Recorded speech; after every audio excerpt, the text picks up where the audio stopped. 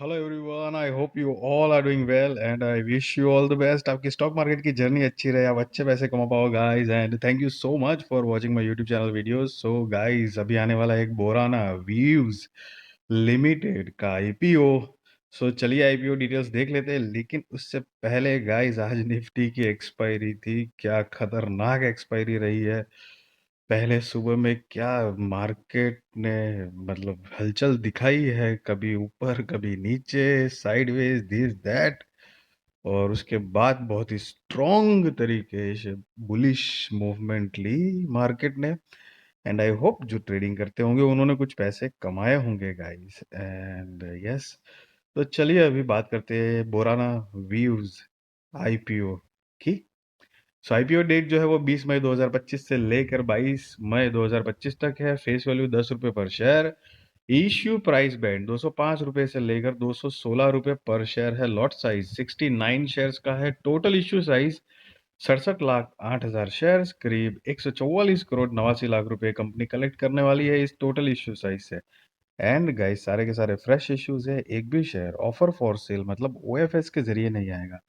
So guys, यहाँ पर बताना चाहूंगा कि ये जो ओएफएस के जरिए जो पैसे आते हैं वो सीधे सीधे प्रमोटर्स के पास जाते हैं, कंपनी के अंदर यूज नहीं होता है। सो बेसिकली आपको मोटा मोटी समझाऊं तो एक तरह से यूं समझ लो कि वो पैसे का प्रमोटर चाहे जो भी यूज करे, मतलब समझ लो बंगला गाड़ी कुछ भी खरीदे, मतलब वो कुछ भी कर सकते हैं, मतलब एक्स वाई जेड जो भी उनको बेस्ट यूज लगता है वो। और फ्रेश इश्यू से जो पैसे कलेक्ट होते हैं, जैसे कि यहाँ पर टोटल है फ्रेश इश्यूज ही है 144 करोड़ 89 लाख, ये कंपनी के अंदर यूज होंगे। ग्रोथ, डेवलपमेंट, एक्सपांशन, या मतलब बोरोइंग्स, कर्जा अगर है तो चुकाना है, या बिजनेस रिलेटेड कोई मटेरियलिस्टिक चीज़ों की परचेजिंग करनी है, वो प्रमोटर मैनेजमेंट उसका बेस्ट यूज कर लेंगे गाइस। सो टेंटेटिव अलॉटमेंट जो है वो 23 May 2025। Initiation of refunds 26 May 2025। Credit of shares to demat वो भी 26 मई 2025 है। Tentative listing date 27 May 2025। Cut off time for UPI mandate confirmation शाम को 5 बजे 22 मई 2025 है। Issue type book built issue IPO. Listing जो है वो बीएसई एनएसई पे गाइस होगी। सो ये एक मेन बोर्ड आईपीओ है guys. And share holding pre issue 1,99,37,295 shares.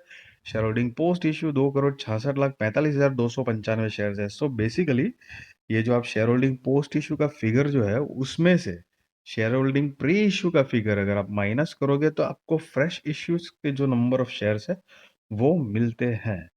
अब यहाँ पर रिजर्वेशन में QIB shares offered not less than 75% of the issue, retail shares offered not more than 10% of the issue, NII HNI shares offered not more than 15% of the issue है।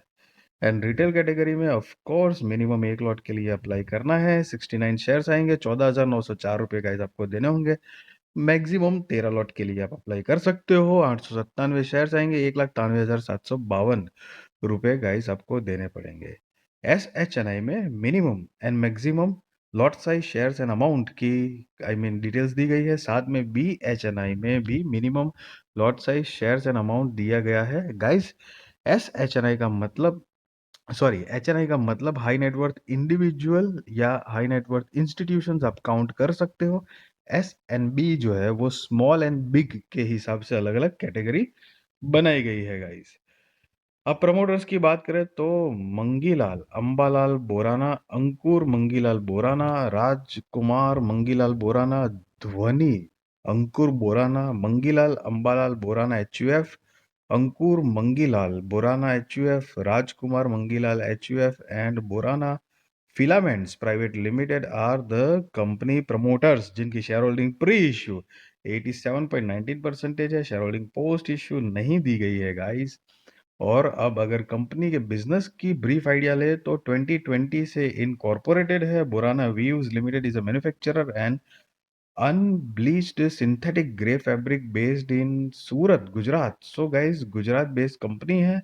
The company's unbleached synthetic gray fabric is often widely used as a base for further processing, including dyeing and printing in industries such as fashion, traditional textile, technical textile, home decor, interior design, etc. The company also manufactures polyester textured yarn, which is produced by heating polyester oriented yarn. our raw material used in the production of gray fabric.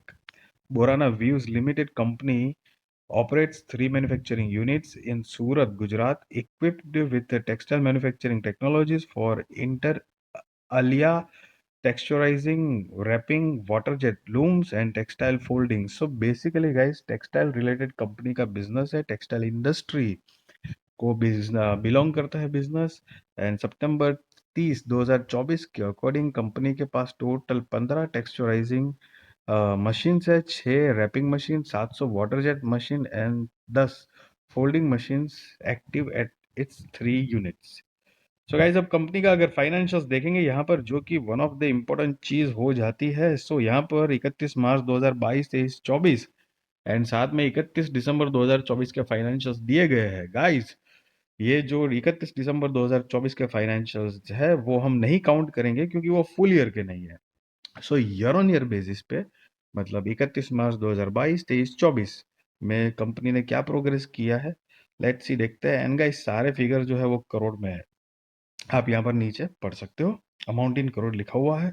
So asset जो है, देखो guys, growing mode में है, बढ़ रही है, revenue भी बढ़ रहा है, प्रॉफिट जो है वो भी बढ़ा हुआ है, नेटवर्थ भी ग्रो कर रही है, रिजर्व्स एंड सरप्लस वो भी ग्रो कर रहा है, एंड साथ में बोरोइंग्स भी ग्रो कर रही है। 27 करोड़ से लेकर, मतलब मार्च 2022 में 27 करोड़ के आसपास थी, जो मार्च 2024 में 69 करोड़ के आसपास हुई है गाइस। सो गाइज, यहाँ पर कंपनी का अगर परफॉर्मेंस, मतलब फाइनेंशियल्स की अगर बात करें वैसे थोड़ा डिटेल में, तो सारी चीज़ें देखो ग्रोइंग मोड में है। अच्छी बात यह है कि रेवेन्यू प्रॉफिट जो है वो एक बहुत बढ़िया तरीके से ग्रो हुआ है। So that is a good point. और कंपनी का मार्केट कैपिटलाइजेशन जो है वो 575 करोड़ रुपए के आसपास का है। सो गाइज, एक मतलब micro cap small cap type की कंपनी है गाइज, सो इसका ध्यान रहे। And ROE 49.55, sorry, 49.45 percentage, ROC 27.42 percentage, RONW 49.77 percentage, PAT margin 11.85, price to book value 9.09, EPS pre-IPO 11.83, post-IPO 146.65 है, PX pre-IPO 18.26, post-IPO 1.47 है। एंड ये जो नोट देख रहे हो, basically EPS pre IPO and post IPO कैसे कैलकुलेट किया है उसके बारे में गाइज यहाँ पर बताया हुआ है। अब कंपनी का ऑब्जेक्ट ऑफ इश्यू, मतलब आईपीओ लाने की वजह क्या है, वो यहाँ पर देखेंगे तो proposing to finance the cost of establishing a new manufacturing unit to expand its production capabilities to produce gray fabric at Surat, Gujarat, India, funding incremental working capital requirements and general corporate purposes। So guys, ये कुछ 3 major reasons दिए हैं यहाँ पर, और साथ में expected amount भी दी गई है। इन मिलियंस है गाइज, याद रहे एक्सपेक्टेड अमाउंट है तो नियर बाई है, ये एग्जैक्ट मत काउंट कर लेना। So guys, just be responsible trader, be responsible investor, value your money guys, and I really wish you all the best।